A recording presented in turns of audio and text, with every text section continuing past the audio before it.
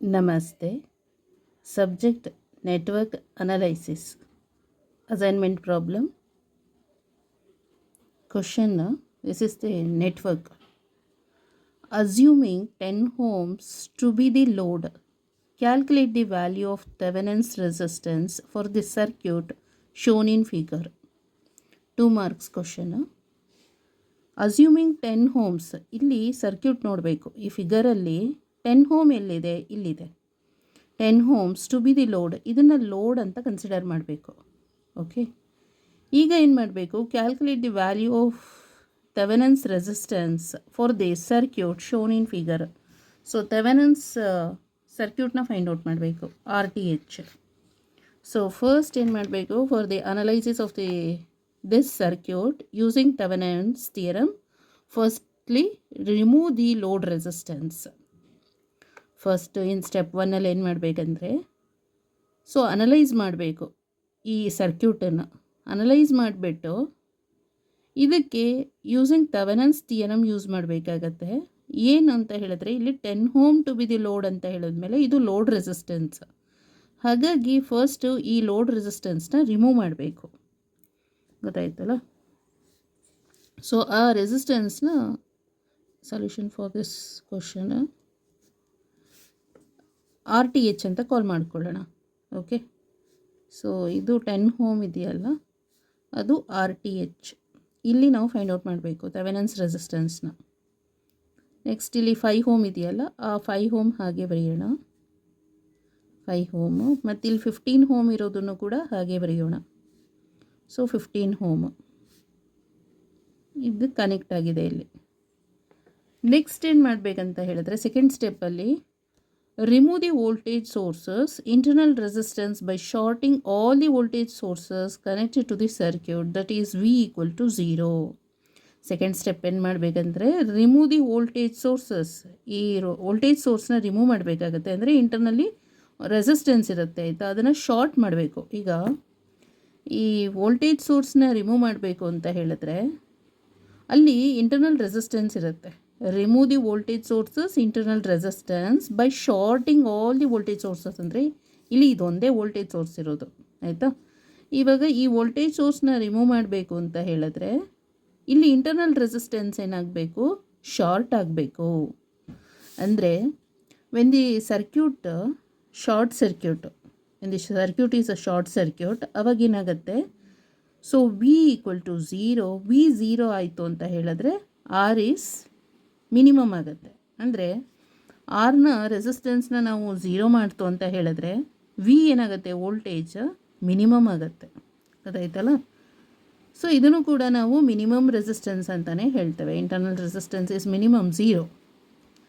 When the circuit is open circuit ಆಗಿರಬೇಕಾದ್ರೆ ಏನಾಗುತ್ತೆ? Voltage maximum ಆಗಿರುತ್ತೆ. ಗೊತ್ತಾಯ್ತಲ್ಲ? So resistance is also maximum. ಎಷ್ಟು ಅಂತ ಗೊತ್ತಿಲ್ಲ, ಒಟ್ಟು ಲೈನಲ್ಲಿ ಮ್ಯಾಕ್ಸಿಮಮ್ ಆಗಿರುತ್ತೆ. ಕರೆಂಟ್ ಏನಾಗಿರುತ್ತೆ? ಬೈ ಹೋಮ್ಸ್ ಲಾ ಕರೆಂಟ್ ಈ ಕೇಸಲ್ಲಿ, ಶಾರ್ಟ್ ಸರ್ಕ್ಯೂಟ್ ಕೇಸಲ್ಲಿ ಮ್ಯಾಕ್ಸಿಮಮ್ ಆಗಿರುತ್ತೆ. So current maximum, voltage minimum, resistance is also minimum. In the open ಸರ್ಕ್ಯೂಟಲ್ಲಿ ಕರೆಂಟ್ ಸೊ ಮಿನಿಮಮ್ ಆಗಿರುತ್ತೆ. ಗೊತ್ತಾಯ್ತಲ್ಲ? ವೋಲ್ಟೇಜ್ ಮತ್ತು ರೆಸಿಸ್ಟೆನ್ಸ್ ಮ್ಯಾಕ್ಸಿಮಮ್ ಆಗಿರುತ್ತೆ. So this is the concept. ಇಷ್ಟನ್ನು ತಿಳ್ಕೊಬೇಕು.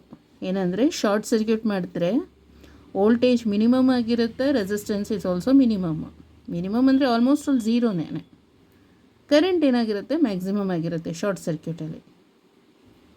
When the circuit is open circuit, ಗೊತ್ತಾಯ್ತಲ್ಲ? When the circuit is open circuit, that time voltage is maximum, resistance is also maximum.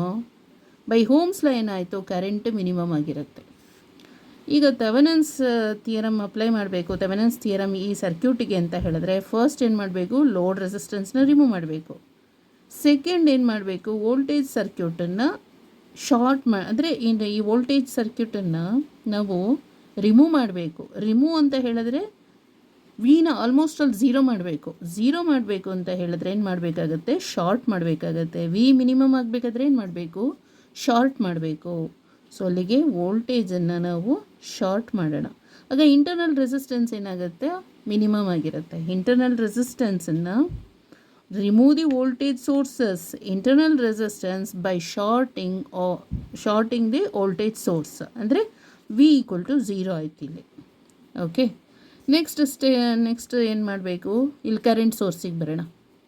ಈ current ಸೋರ್ಸ್ನ if current source are present, suppose current source present ಇತ್ತು ಅಂತ ಹೇಳಿದ್ರೆ ಈ ಸರ್ಕ್ಯೂಟಲ್ಲಿ, then remove the internal resistance. So ಇಲ್ಲಿರೋ internal ರೆಸಿಸ್ಟೆನ್ಸ್ನ remove ಮಾಡಬೇಕು ಅಂತ ಹೇಳಿದ್ರೆ ಏನು ಮಾಡಬೇಕಾಗತ್ತೆ, ಸೊ ಕರೆಂಟ್ ಸೋರ್ಸ್ ಮಿನಿಮಮ್ ಆಗಬೇಕು ಅಂತ ಹೇಳಿದ್ರೆ ಓಪನ್ ಮಾಡಬೇಕಾಗತ್ತೆ, ಗೊತ್ತಾಯ್ತಲ್ಲ.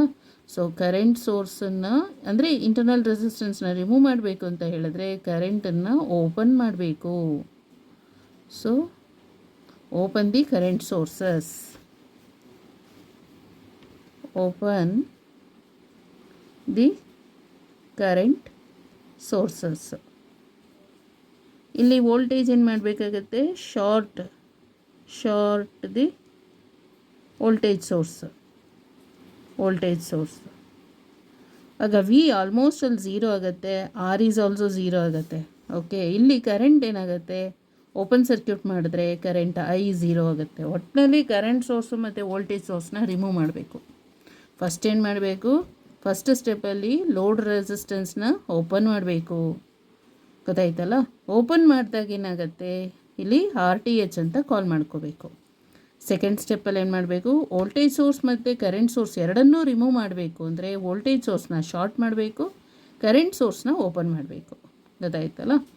ಇವಾಗ ಈ ರೆಸಿಸ್ಟೆನ್ಸ್ ಆಲ್ಮೋಸ್ಟ್ ಅಲ್ಲಿ 0 ಆಗಿದೆ, ಇದೆರಡು ಪ್ಯಾರಲಲ್ ಅಲ್ವಾ, ಹಾಗಾದರೆ ಇಲ್ಲಿ ರೆಸಿಸ್ಟೆನ್ಸ್ ಏನಾಗುತ್ತೆ 0.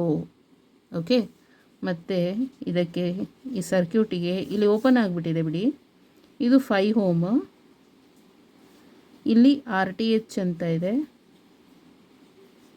ಇಲ್ಲಿ ರೆಸಿಸ್ಟೆನ್ಸ್ ಏನಾಯ್ತು, ಇದು ಮಿನಿಮಮ್ 0, ಏನೂ ಇಲ್ಲ, ರೆಸಿಸ್ಟೆನ್ಸ್ ಏನೂ ಇಲ್ಲ, 0, ಗೊತ್ತಾಯ್ತಲ್ಲ. ಈಗ RTH ಏನಾಯಿತು, RTH equal to 5 ohm. So therefore RTH equal to 5 ohm. So ಇವ್ರು ಕೇಳಿರೋದೇನು, calculate the Thevenin's resistance for the circuit. RTH calculate ಮಾಡಬೇಕು, ಕ್ಯಾಲ್ಕುಲೇಟ್ ಮಾಡಿದ್ದೇವೆ. So RTH equal to 5 ohm is the answer. Okay, thank you so much.